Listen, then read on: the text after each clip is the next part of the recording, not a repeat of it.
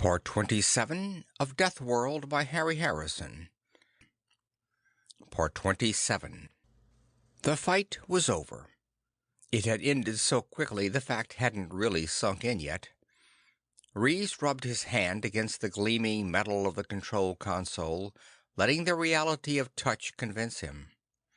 The other men milled about, looking out through the view screens or soaking in the mechanical strangeness of the room. Jason was physically exhausted, but he couldn't let it show. He opened the pilot's metabox and dug through it until he found the stimulants. 3 of the little gold pills washed the fatigue from his body, and he could think clearly again. "Listen to me," he shouted. "The fight's not over yet. They'll try anything to take this ship back, and we have to be ready. I want one of the techs to go over these boards until he finds the lock controls. Make sure all the airlocks and ports are sealed. Send men to check them if necessary. Turn on all the screens to scan in every direction so no one can get near the ship. We'll need a guard in the engine room. My control would be cut if they broke in there. And there had better be a room-by-room search of the ship in case somebody else is locked in with us." The men had something to do now and felt relieved. Reese split them up into groups and set them to work. Jason stayed at the controls, his hands next to the pump switch. The battle wasn't over yet. "There's a truck coming," Reese called, "going slow." "Should I blast it?" the man at the gun controls asked. "Hold your fire," Jason said, "until we can see who it is. If it's the people I sent for, let them through." As the truck came on slowly, the gunner tracked it with his sights.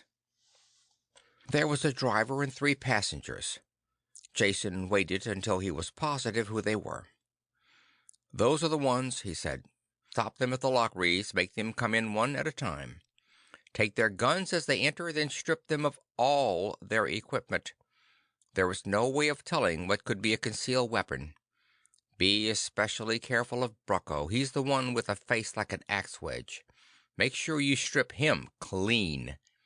He's a specialist in weapons and survival. And bring the driver too. We don't want him reporting back about the broken airlock or the state of our guns." Waiting was hard. His hand stayed next to the pump switch, even though he knew he could never use it. Just as long as the others thought he would.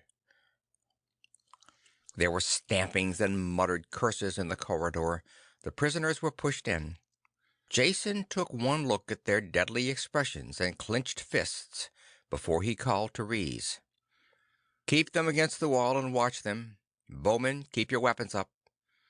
He looked at the people who had once been his friends and who now swam in hatred for him. Meta, Kirk, Brucko.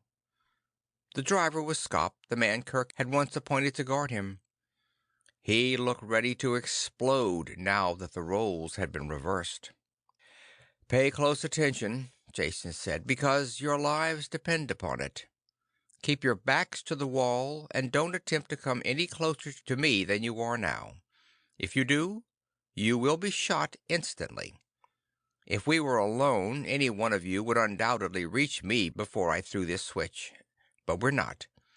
You have Pyrrian reflexes and muscles, but so do the bowmen. Don't gamble. Because it won't be a gamble. It will be suicide. I'm telling you this for your own protection. So we can talk peaceably without one of you losing his temper and suddenly getting shot. There is no way out of this. You are going to be forced to listen to everything I say. You can't escape or kill me. The war is over." "And we lost, and all because of you, you traitor," Meta snarled. "Wrong on both counts," Jason said blandly. "I'm not a traitor, because I owe my allegiance to all men on this planet, both inside the perimeter and out. I never pretended differently. As to losing, why, you haven't lost anything. In fact, you've won your war against this planet, if you will only hear me out." He turned to Reese, who was frowning in angry puzzlement. "Of course your people have won also, Reese. No more war with the city. You'll get medicine, off-planet contact, everything you want. Pardon me for being cynical, Reese said, but you're promising the best of all possible worlds for everyone. That will be a little hard to deliver when our interests are opposed so. You strike through to the heart of the matter, Jason said. Thank you. This mess will be settled by seeing that everyone's interests are not opposed. Peace between the city and farms, with an end to the useless war you have been fighting. Peace between mankind and the Pyrran life forms, because that particular war is at the bottom of all your troubles. The man's mad, Kirk said. Perhaps. You'll judge that after you hear me out. I'm going to tell you the history of this planet, because that is where both the trouble and the solution lie.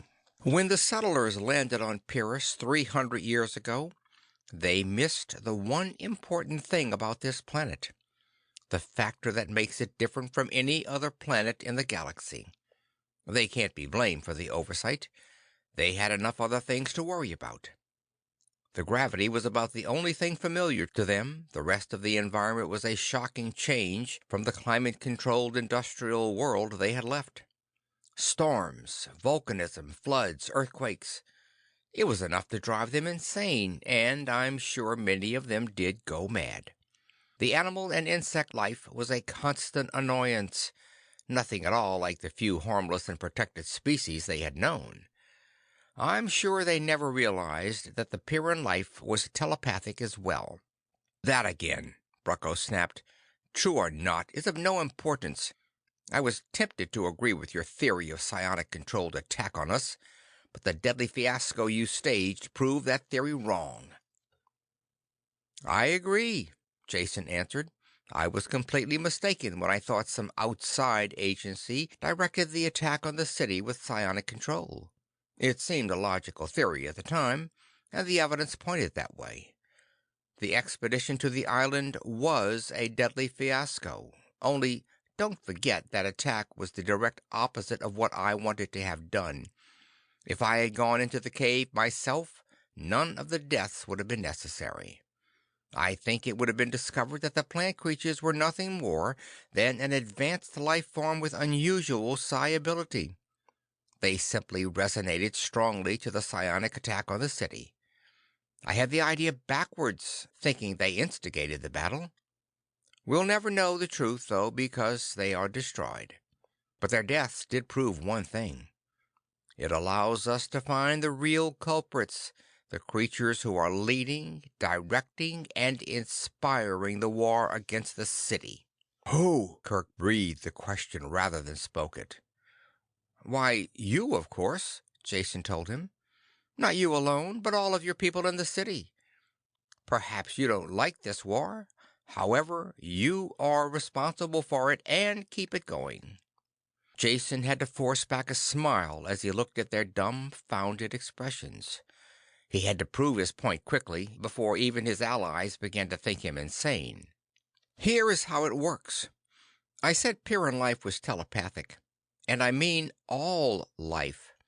Every single insect, plant, and animal.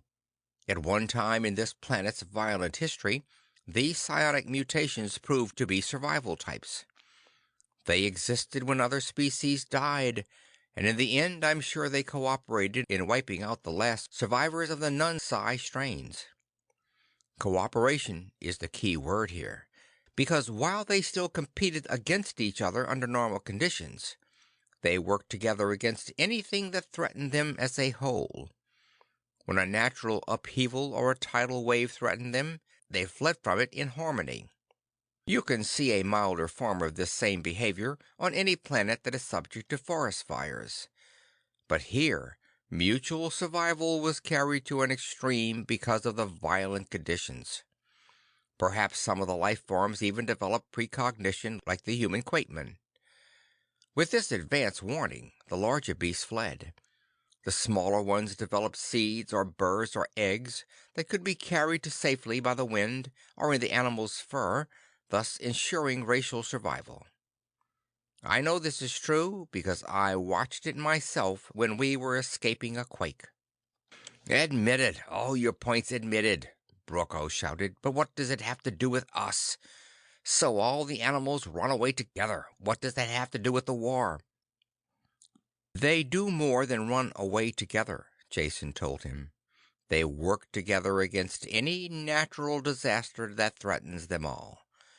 Someday I'm sure ecologists will go into raptures over the complex adjustments that occur here in the advent of blizzards, floods, fires, and other disasters.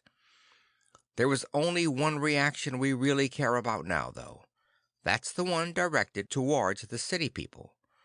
Don't you realize yet? They treat you all as another natural disaster. We'll never know exactly how it came about, though there is a clue in that diary I found, dating from the first days on this planet. It said that a forest fire seemed to have driven new species toward the settlers. These weren't new beasts at all, just old ones with new attitudes. Can't you just imagine how those protected, over-civilized settlers acted when faced with a forest fire? They panicked, of course. If the settlers were in the path of the fire, the animals must have rushed right through their camp. Their reaction would undoubtedly have been to shoot the fleeing creatures down. When they did that, they classified themselves as a natural disaster. Disasters take any form. Bipeds with guns could easily be included in the category. The Pyrrian animals attacked, were shot, and the war began. The survivors kept attacking and informed all the life forms what the fight was about. The radioactivity of this planet must cause plenty of mutations, and the favorable survival mutation was now one that was deadly to man. I'll hazard a guess that the psi function even instigates mutations. Some of the deadlier types are just too one-sided to have come about naturally in a brief 300 years. The settlers, of course, fought back and kept their status as a natural disaster intact. Through the centuries they improved their killing methods. Not that it did the slightest good, as you know. You city people, their descendants, are heirs to this heritage of hatred. You fight and are slowly being defeated. How can you possibly win against the biological reserves of a planet that can recreate itself each time to meet any new attack? Silence followed Jason's words. Kirk and Meta stood white-faced as the impact of the disclosure sunk in. Brucko mumbled and checked points off on his fingers, searching for weak spots in the chain of reason. The fourth city Pyrran, Skop, ignored all these foolish words that he couldn't understand or want to understand, and would have killed Jason in an instant if there had been the slightest chance of success. It was Rees who broke the silence. His quick mind had taken in the factors and sorted them out. "There's one thing wrong," he said. "What about us? We live on the surface of Pyrrus without perimeters or guns. Why aren't we attacked as well? We're human, descended from the same people as the Junkmen." "You're not attacked," Jason told him, "because you don't identify yourself as a natural disaster. Animals can live on the slopes of a dormant volcano, fighting and dying in natural competition. But they'll flee together when the volcano erupts. That eruption is what makes the mountain a natural disaster. In the case of human beings, it is their thoughts that identify them as a life form or disaster, mountain or volcano. In the city, everyone radiates suspicion and death. They enjoy killing, thinking about killing, and planning for killing. This is natural selection, too, you realize. These are the survival traits that work best in the city. Outside the city, men think differently. If they are threatened individually, they fight, as will any other creature. Under more general survival threats, they cooperate completely with the rules of universal survival that the city people break." "How did it begin? This separation, I mean, between the two groups?" Rees asked. "We'll probably never know," Jason said. "I think your people must have originally been farmers or psionic sensitives who were not with the others during some natural disaster. They would, of course, act correctly by Pyrran standards and survive. This would cause a difference of opinion with the city people who saw killing as the answer. It's obvious, whatever the reason, that two separate communities were established early and soon separated except for the limited amount of barter that benefited both. "I still can't believe it," Kirk mumbled. "It makes a terrible kind of truth every step of the way, but I still find it hard to accept. There must be another explanation." Jason shook his head slowly. "None. This is the only one that works. We've eliminated the other ones, remember? I can't blame you for finding it hard to believe, since it is in direct opposition to everything you've understood to be true in the past. It's like altering a natural law. As if I gave you proof that gravity didn't really exist, that it was a force altogether different from the immutable one we know, one you could get around when you understood how. You'd want more proof than words. Probably want to see someone walking on air. Which isn't such a bad idea at that," he added, turning to Noxa. "Do you hear any animals around the ship now? Not the ones you're used to, but the mutated, violent kind that live only to attack the city." "Place is crawling with them," Noxa said. "Just looking for something to kill." "Could you capture one?" Jason asked. "Without getting yourself killed, I mean." Noxa snorted contempt as he turned to leave. "Beast not born yet that'll hurt me." They stood quietly, each one wrapped tightly around by his own thoughts, while they waited for Noxa to return. Jason had nothing more to say. He would do one more thing to try and convince them of the facts. After that, it would be up to each of them to reach a conclusion. The talker returned quickly with a stingwing tied by one leg to a length of leather. It flapped and shrieked as he carried it in. "In the middle of the room, away from everybody," Jason told him. "Can you get that beast to sit on something and not flap around?" "My hand good enough?" he asked, flipping the creature up so it clung to the back of his gauntlet. "That's how I caught it."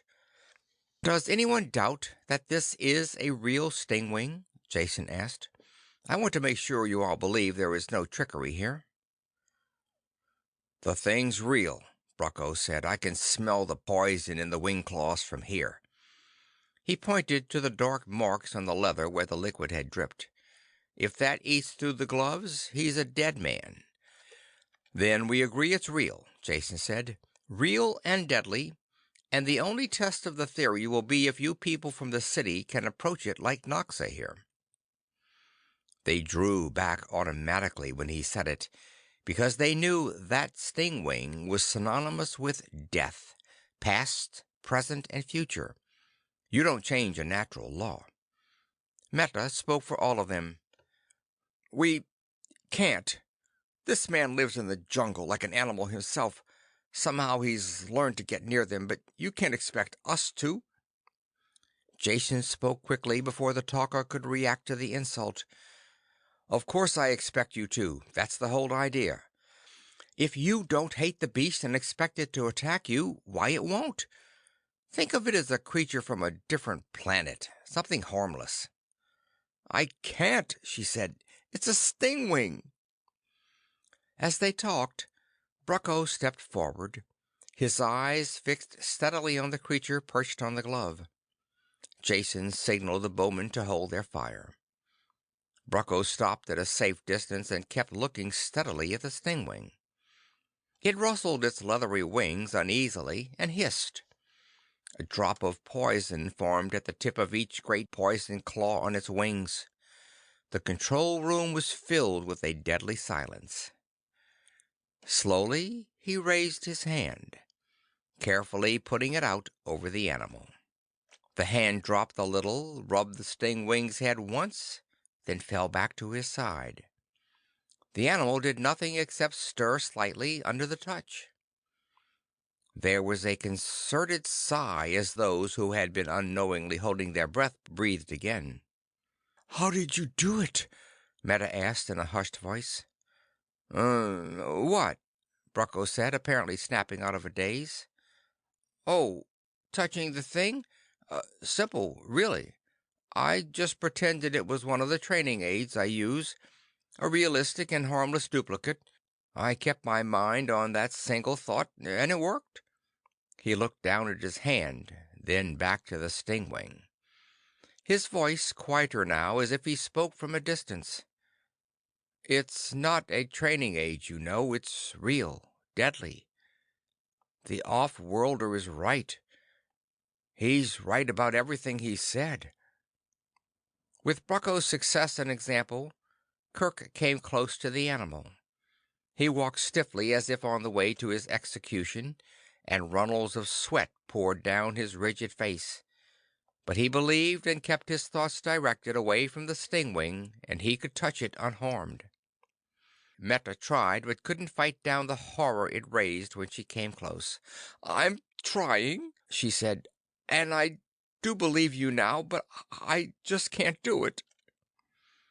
Sculp screamed when they all looked at him, shouted it was all a trick, and had to be clubbed unconscious when he attacked the bowman. Understanding had come to Pyrrus. End of Part 27.